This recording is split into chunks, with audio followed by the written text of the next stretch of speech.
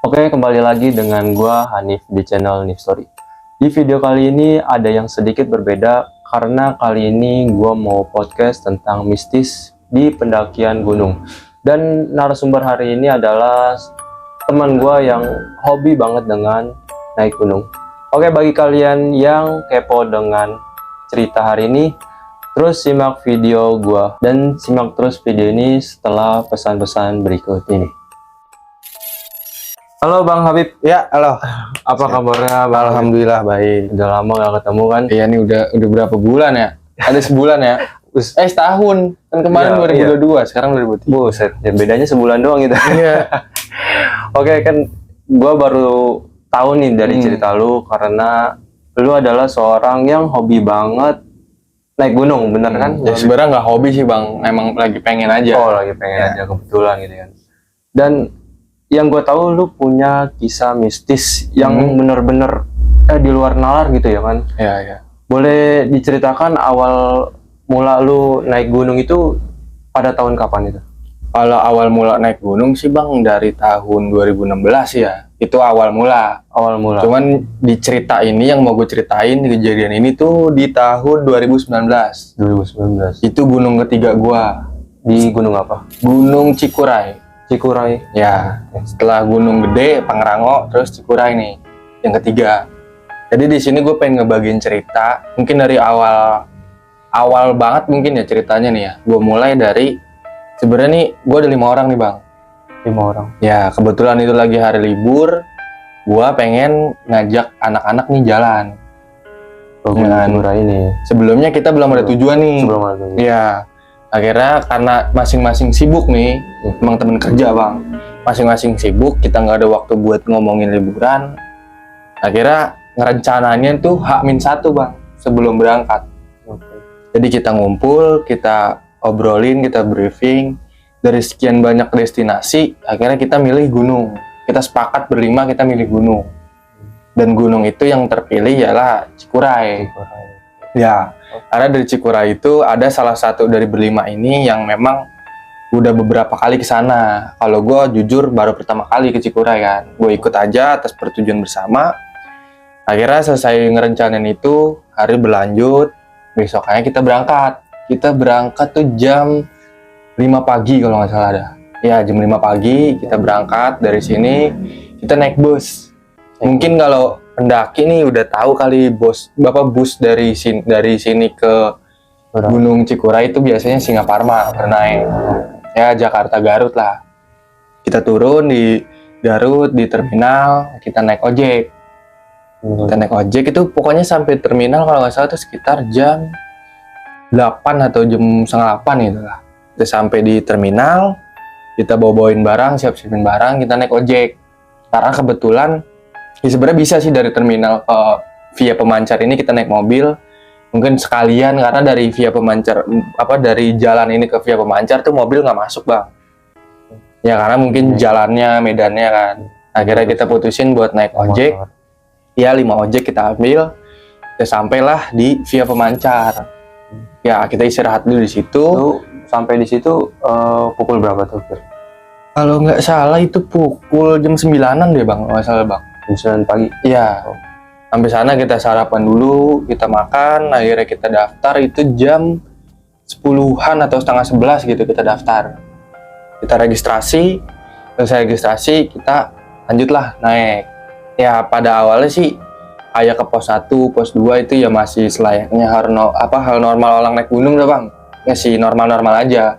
Lagi juga dari pos 1 nih ke pos 2 atau dari via pendaftaran nih Pemancar tuh jalurnya tuh masih landai Bang. Ya masih sawah, masih pemukiman. Kita jalan, itu kita start tuh jam 11 sampai pos 2 kita jam setengah 1. Mungkin sekitar jam segituan. Kita lanjut ke pos 2 itu hampir setengah 3. Jam 3 setengah 3 lah. Di pos 2 kita istirahat sebentar tuh 10 menit. Ya masih normal-normal aja. Dari pos 2 ke pos 3 itu jalannya udah mulai terjal Bang. Ya masih banyak pendaki lah, kita masih berpapasan. Kita lanjut pos 3 aman. Sampai pos 3 tuh kalau nggak salah jam setengah 5 atau jam 4 gitu. Jam 4 kayaknya deh.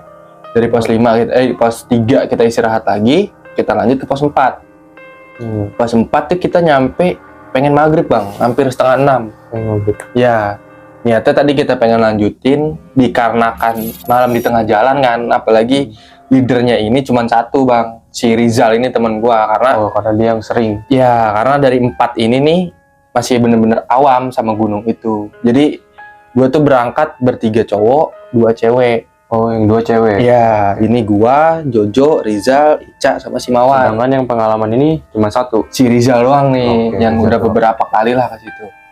Akhirnya kita sampai pos 4. Niatnya kita pengen istirahat di situ. Iya. Pengen bikin tenda lah di situ lah. Karena kalau kita terusin kan pasti malam di tengah jalan, kita ngeri kenapa-napa. Nah, si Ica ini kebelet kencing, kebelet pipis. Ya pasti diantar sama si Mawar dong, nggak mungkin yang cowok-cowok kan. Jam berapa tuh kejadian? Itu pengen maghrib bang, sekitar setengah 6. Yang maghrib ya? Ya. Akhirnya dia berangkat berdua, gue nungguin sambil ya masak-masak lah, ngopi-ngopi, ngerokok. Sampai 20 menit nih nggak balik bang. Si Ica sama si Mawar ini nggak balik-balik. Oh, nggak balik setelah Dari kencing berangkat kencing itu hampir 20 menit. Ya kan namanya orang kencing masa sih 20 ya menit. nggak mungkin. Ya makanya gue mutusin buat si Rizal nih, minta tolong si Rizal buat nyari si Ica sama si Mawar, buat nyamperin lah gitu. Si Rizal nyamperin sekitar mungkin 5 menitan atau 10 menitan, si Rizal pun nggak balik.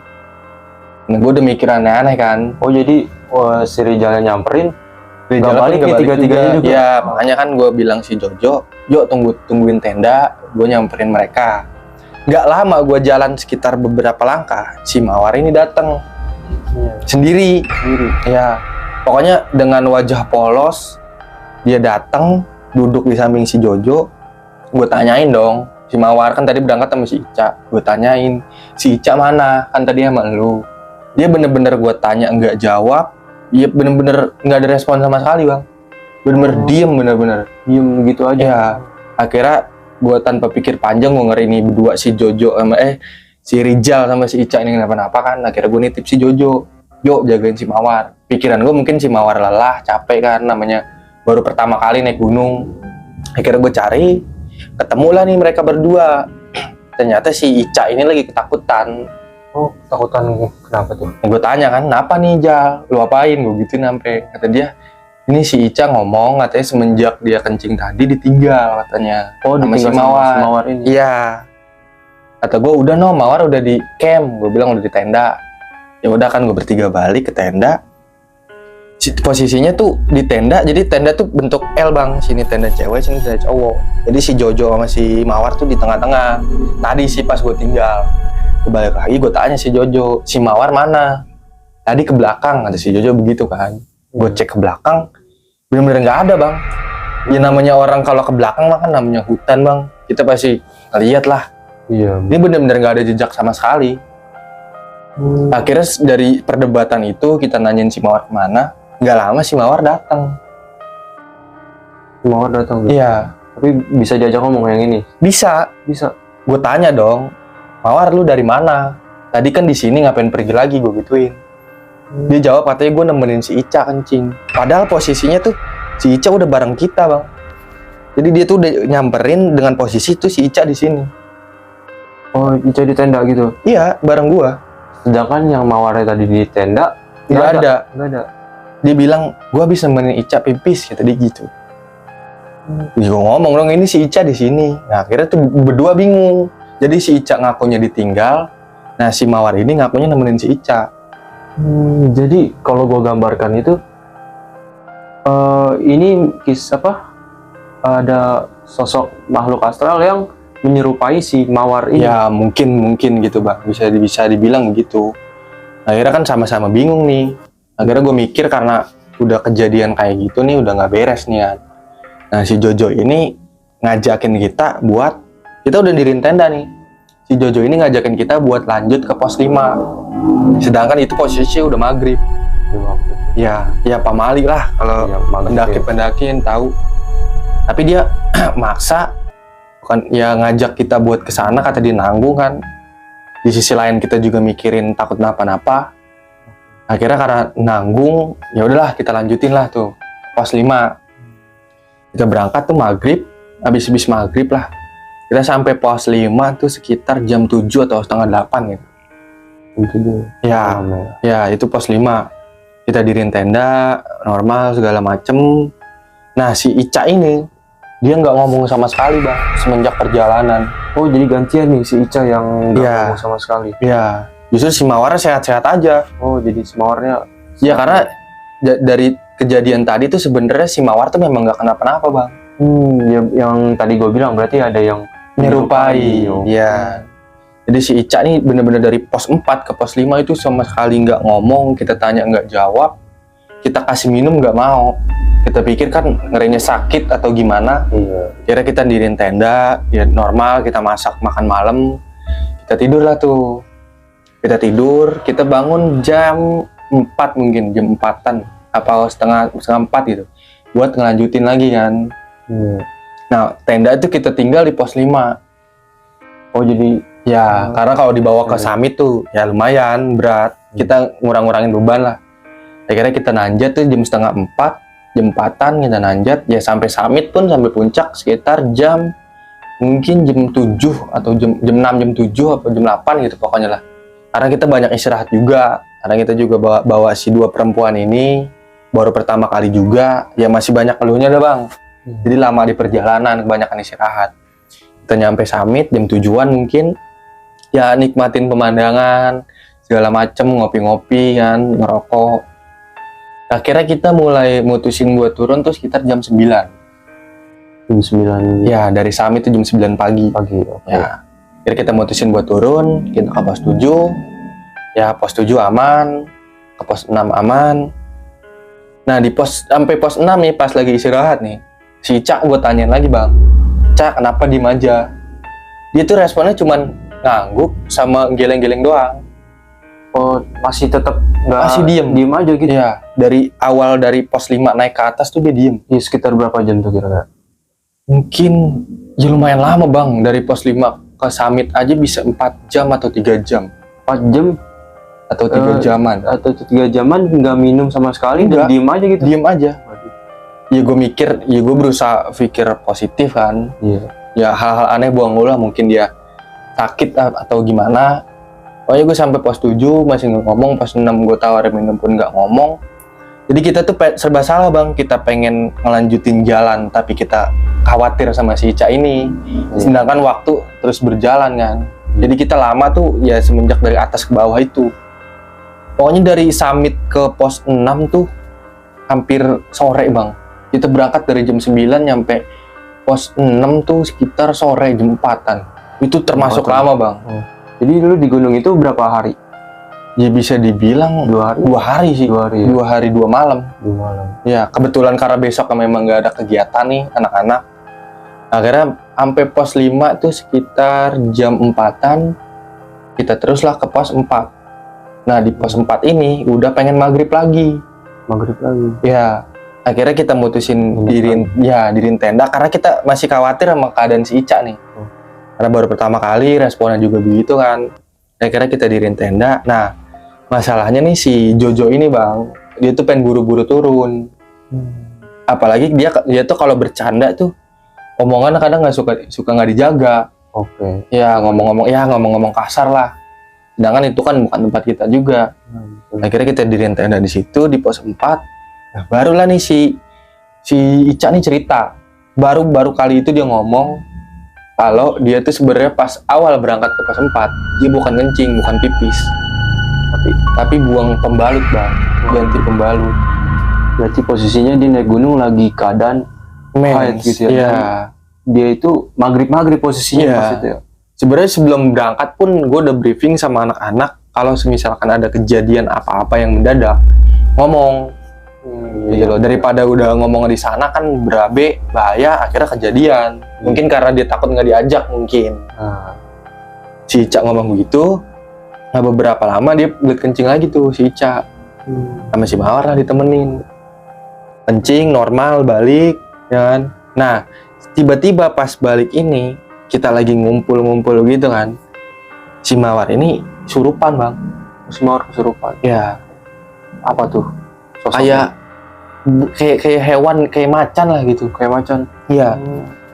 Apa ada pesan-pesan yang Ya disampaikan? pokoknya ya karena gue berempat ini memang awam sama hal gituan kan, kita nggak bisa keluar. Nggak ada yang bisa berarti. Ya, akhirnya kita ya pasrah aja lah, baca-baca doa.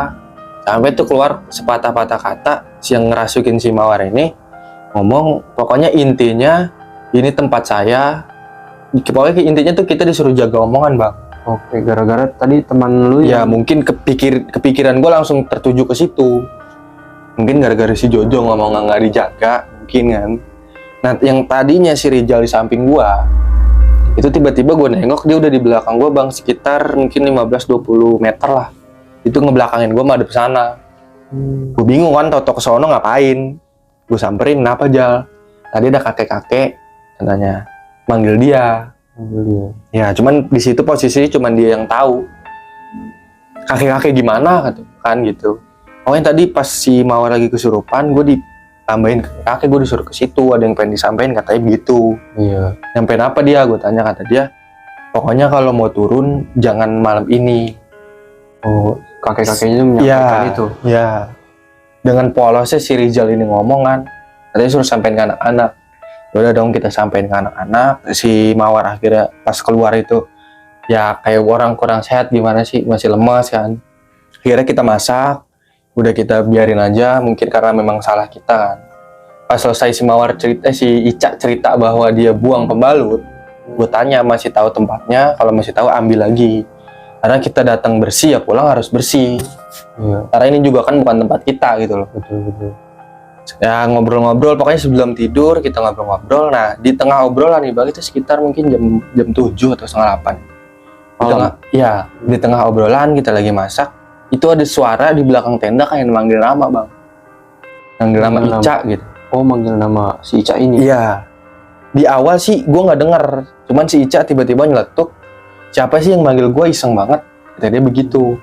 Sedangkan dari kita berlima ya bener-bener lagi ngobrol hadap-hadapan, Bang. Iya. Akhirnya gue bilang, nggak ada yang ngomong, Cak. Siapa yang manggil? Lu halu, gue gituin kan. Lu capek kali, gue. Kagak, udah 2 kali dipanggil gue. Ya udah nih, lihat kalau ngobrol nih, liatin mulut masing-masing nih kalau ada yang manggilin. Begituin kan. Akhirnya kita ngobrol-ngobrol lagi sambil masak. Kelar makan, pas banget kita selesai ngobrol hening, suara itu keluar lagi. Ada lagi.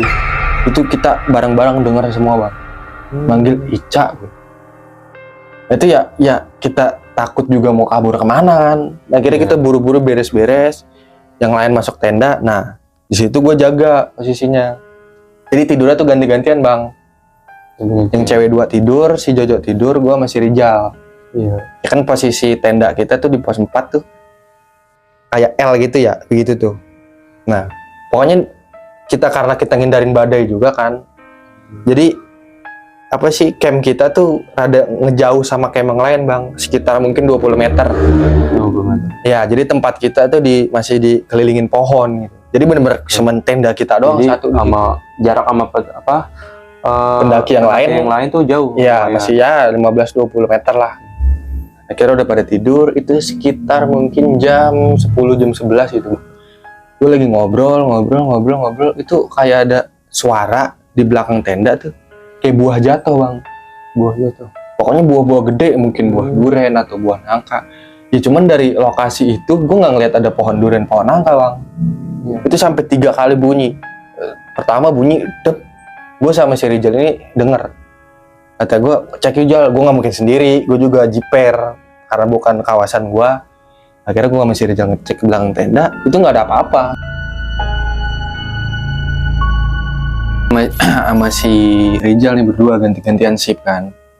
Gue jaga itu mungkin sekitar jam 10 apa.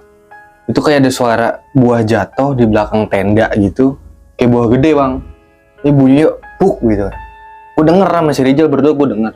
Iya. Tadi gue pengen ngecek sendiri, cuman gue juga rada jiper karena bukan kawasan gue.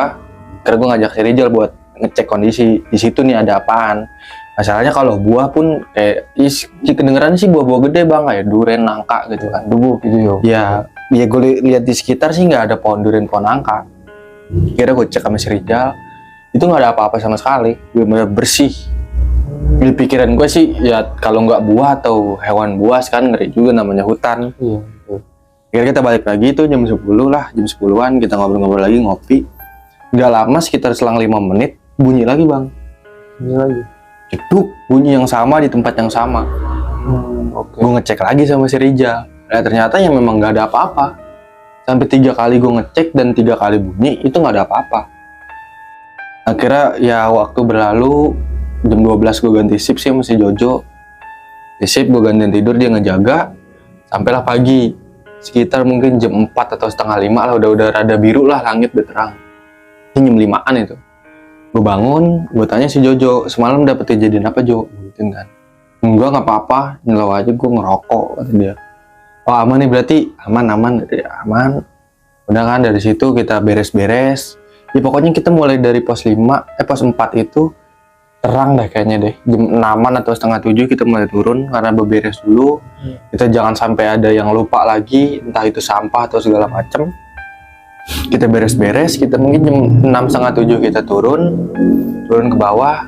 Nah di perjalanan dari pos 4 ke pos 3 ini Ya. kan sempat istirahat tuh bang. Ya, gua denger ada suara kayak orang main gamelan. Itu siang bolong bang. Siang bolong tuh. Kalau nggak salah itu ya masih pagi lah, itu kan jam mungkin jam 8 atau jam setengah 9 gitu gue nyampe pos 3 ya. Pos 3. Itu ada suara gamelan. Masih jauh dari pemukiman kan berarti? Ya lumayan. Karena pemukiman tuh kalau nggak salah tuh di pos 1. Di seterusnya tuh udah mulai hutan.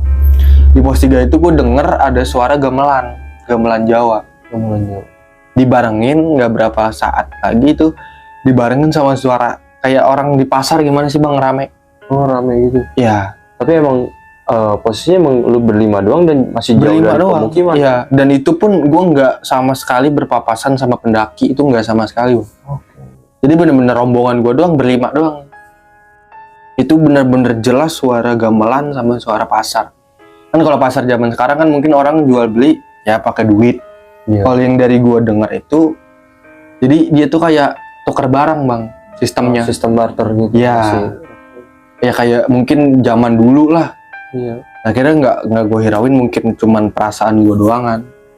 Akhirnya gue lanjutin turun sampai pos 1, pos pendaftaran. Tiba-tiba di pos pendaftaran ini, di via pemancar ini, si Mawar ini pingsan bang. Si Mawar, si Ica.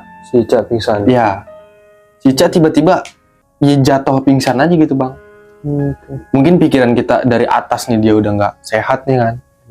Akhirnya kita bawalah kita cari rumah sakit terdekat karena memang kawasannya susah, jauh gitu kan. Akhirnya kita bawalah ke puskesmas. Tapi sorry gue potong. Iya, Kan iya. lu mendengar suara gamelan dan pasar gitu ya, pasar-pasar. Ya kalau digambarkan itu berarti pasar-pasar kumpul-kumpulnya makhluk-makhluk halus berarti ya pada zaman Iya. dahulu mungkin gitu. Ya mungkin sih bang. Tapi Ya, mungkin setelah seperti itu. lu mendengar hal itu, berarti 5 teman lu itu mendengar semua berarti. Awalnya gue kira ya gue doang bang. Ya pokoknya nanti itu gue ceritain. Kita lanjut lagi ke si Ica nih pingsan. Iya. Dibawalah ke puskesmas, kata dokternya kecapean. Kata dokter ya gue nggak tahu kan. Ya dia siuman, ya kayak orang kurang sehat gimana gitu kan. Akhirnya kita mutusin pulang. Itu kita sampai bawah tuh sekitar siang lah, jam 12-an atau jam 11. Kita pulang, 1 hari berlalu. Nah si Rijal ini ada inisiatif buat nelpon grup, nanya kabar. Kira nelpon grup, rame-rame ini berlima buat nanyain kabar si Ica. Kira telepon grup, ditanyain lah si Ica. Pertamanya awalnya basa-basi kan, gimana first impression naik gunung kan, baru pertama kali. Nah, sampai akhirnya dia to the point, ditanya dapat kejadian apa aja di gunung. Ya si Ica ngejawab seolah-olah tuh nggak kejadian apa-apa bang. Oh jadi dia nggak sadar kalau dirinya itu yang tadi kita ceritakan. Iya, dia sama sekali nggak ngerasa. Iya. Dia di grup via telepon itu dia ngomong kalau aku naik sama kalian bareng, turun bareng, nggak kejadian apa-apa, enak-enak aja, aku nggak ngerasa capek, kata dia begitu. Padahal dari kita berempat ini tahu kondisi sebenarnya gimana. Akhirnya kita belum ceritain di saat itu. Selang 3 hari kita adain kumpul, kita nongkrong bareng, kita cerita-cerita kan. Pas kita cerita-cerita, yang tadi gue ceritain tentang pasar dan sama yang pas gue baru pertama kali di pos 1 naik tuh ada yang merhatiin di Tugu itu. Nah itu tuh ternyata bukan gue doang. Ternyata berlima-limanya nih berempat, karena si Ica ini memang gak ngerasa sama sekali. Jadi berempat-empatnya ini termasuk si Mawar ini ngerasain apa yang gue ceritain. Kayak si pasar itu bunyi gamelan, itu selang 3 hari pokoknya kita dari naik gunung. Itu bener-bener semua ngerasain, kecuali si Ica. Polisi Ica. Ya mungkin ya itu aja sih bang cerita gue buat naik gunung. Berarti ya pelajaran yang diambil dari cerita lu adalah ya si Ica ini ya. Jadi kayak bagi kalian yang baru banget pengen naik gunung gitu, dan kalau udah di nama itu udah tempat mereka ya kan, jangan sampai buang, contoh hal kecil sampah sembarangan. Benar. Ya namanya tempat kita gitu diusik atau diganggu kan nggak seneng gitu ya. Ya sebenarnya nggak di gunung doang sih bang, Ya, di mana-mana pun lah. gitu. Ya jangankan makhluk yang lain, kadang kita main ke tempat orang kita nggak sopan pun pasti bakal nggak suka orang lain. Iya. Tapi setelah itu ya udah kan namanya pengalaman naik gunung. Ya hitung-hitung dapat cerita lah. Oke, makasih banget buat Bang Siap, Habib Bang. yang udah mau menceritakan Ya. kisah mistisnya di Nif Story. Oke, bagi kalian yang belum subscribe channel gue, please banget dukung channel gue dengan cara like, comment, and subscribe. Oke, thank you buat kalian semua dan see you next video.